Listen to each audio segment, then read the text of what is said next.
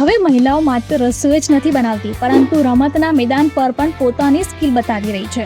World કપમાં ભારતીય ટીમે માત્ર ટ્રોફી જ નથી જીતી, પરંતુ અનેક સ્ત્રીઓ માટે પણ એક મિસાલ બની છે કે હમારી છોરિયા કુછ ભી કર સકતી હૈ.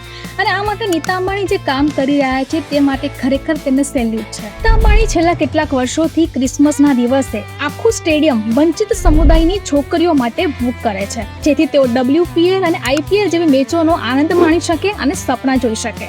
ભારતીય ટીમની અંદર હરમનપ્રીત કૌર જેવી પણ ખેલાડીઓ છે કે જેમણે નીતા અંબાણીએ મુંબઈ ઇન્ડિયન્સમાં સપોર્ટ કર્યો અને આજે તેઓ કેપ્ટન તરીકે ભારતનું નામ રોશન કરી રહ્યા છે.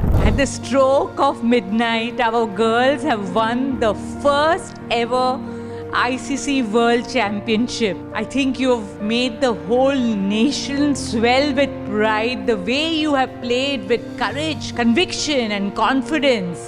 We are all so proud of you, and I just want to say thank you, thank you, thank you. Dhanyavad and Jai Hind. માત્ર ક્રિકેટ જ નહીં, પરંતુ રમતના અનેક ક્ષેત્રોમાં પણ રિલાયન્સ ફાઉન્ડેશને 2 કરોડ કરતાં વધુ ખેલાડીઓને પોતાના સપના પૂરા કરવામાં મદદ કરી છે. તે જોતા એવું લાગી રહ્યું છે કે ભારત ટૂંક સમયમાં વિશ્વ વિજેતા તરીકે પોતાનો ડંકો વગાડે તો નવાઈ નહીં. તમે શું માનો છો? કમેન્ટ કરો.